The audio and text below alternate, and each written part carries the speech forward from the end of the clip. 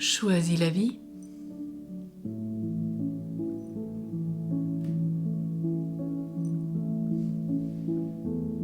J'ai du ressentiment. Il s'agit d'une colère que je n'ai pas pu exprimer parce que je n'ai pas osé le faire ou parce que je n'ai pas vraiment pris conscience de ce que j'éprouve. En attendant, cette colère refoulée, c'est en moi qu'elle fait des dégâts. C'est bien moi qui ai eu une gastrite ou un ulcère. Parce qu'il y a bien quelque chose qui me ronge, qui me bouffe, qui me donne des aigreurs. J'en veux peut-être encore à mon père, à ma mère décédée depuis longtemps, à cause des blessures de ma vie. J'en veux peut-être à des frères, à des sœurs, à des amis qui sont devenus pour moi des ennemis, à des personnes que j'ai côtoyées et qui m'ont fait du mal.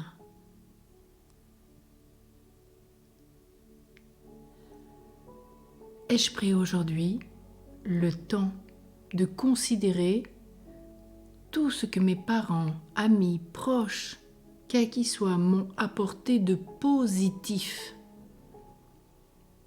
de retrouver les moments de bonheur que j'ai vécus grâce à mes parents, qu'ils ont peut-être fait ce qu'ils pouvaient, non pas ce qu'ils voulaient, parce qu'eux-mêmes étant limités, eux-mêmes ayant des structures, des failles, et des grâces bien sûr.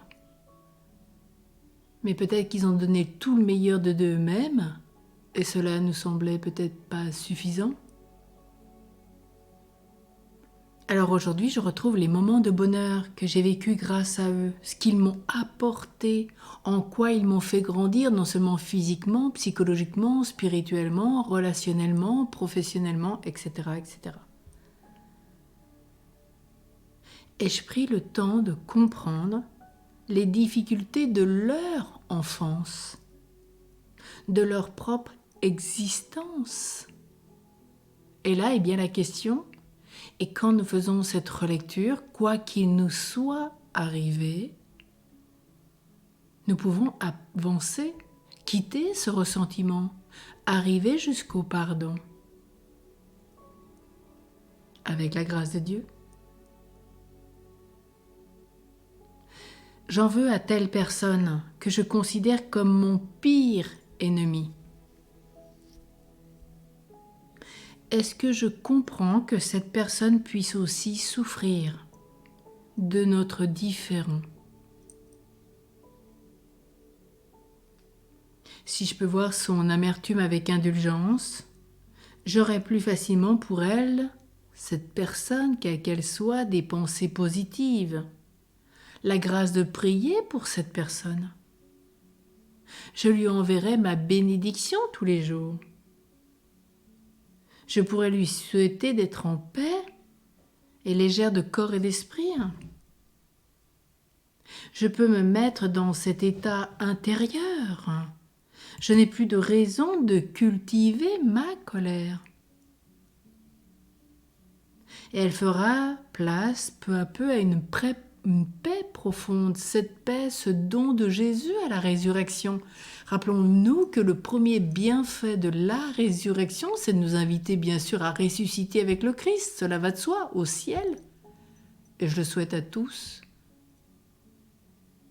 Et ce ciel est déjà vécu sur la terre. Nous sommes déjà des ressuscités, des vivants, ce que nous vivons chaque dimanche.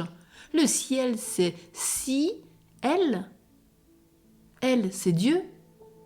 Le ciel, ici, sur terre, que j'ai déjà à vivre. Donc tous les jours, je vis déjà une résurrection, comme je vis toutes les semaines, tous les vendredis, une passion avec le Christ. Passion, résurrection ne faisant qu'un. Et au cours de la semaine, je vais d'étape en étape dans ce temps dit plus ordinaire, mais chaque jour est un jour extraordinaire. comme le temps liturgique ordinaire est extraordinaire, parce que la parole de Dieu, la présence de Dieu me touche, me rejoint. Et ce premier cadeau fait aux apôtres le premier soir de la résurrection, c'est quand il rentre dans la maison, aux apôtres, il dit « Paix à vous ». Et c'est pour nous la joie de dire « Paix sur ma demeure ». Paix dans mon cœur intérieur, dans ce qu'il y a de plus intime, de plus profond. Paix pour l'humanité, paix pour la maison dans laquelle je vais rentrer, paix pour la personne à qui je l'envoie, etc. Et ma prière se développe. Et puis si vraiment cela demeure comme un ennemi, eh bien il y a un saint particulier qui pourrait beaucoup tous nous aider et qui nous aide. C'est saint Silouane l'Atonite. Il a cette prière contre les ennemis. Et quand vous la priez, vous sentez que la paix vient en votre cœur, que la paix vient sur la personne ou les personnes qui ont pu vous blesser, qu'elle vient sur l'humanité entière. Et nous pouvons la dire non seulement pour nous-mêmes, mais nous pouvons la dire pour 2 personnes en conflit, pour 2 pays en conflit, comme la Russie et l'Ukraine. Nous pouvons le dire pour 2 situations particulières ou professionnelles entre vous et un patron, etc. Ou pour des amis que vous avez qui ne s'entendent plus, ou pour un couple qui ne s'entend plus. Et vous pouvez prier pour l'homme et la femme afin qu'ils fassent ce chemin de réconciliation, de pardon, eux qui sont aimés d'un amour surnaturel, qu'ils puissent retrouver ce chemin de l'amitié, ce chemin de l'amour vrai, après avoir vécu un temps de souffrance, d'épreuve, de séparation peut-être, qu'ils reviennent ensemble. Alors merci à Saint Silouane de nous conduire dans ce chemin contre les ennemis, et en fait le ressentiment ne sert à rien, parce qu'il ne fait que blesser notre être intérieur, et nous donne ses aigreurs, alors que nous nous sommes faits pour l'amour et la paix en nous et autour de nous. Et regardez bien, la création est en paix quand on ne l'abîme pas. Elle produit un climat intérieur de paix, elle apaise l'âme. Alors à chacun d'en nous d'en vivre et de la partager, cette paix, ce don de Jésus.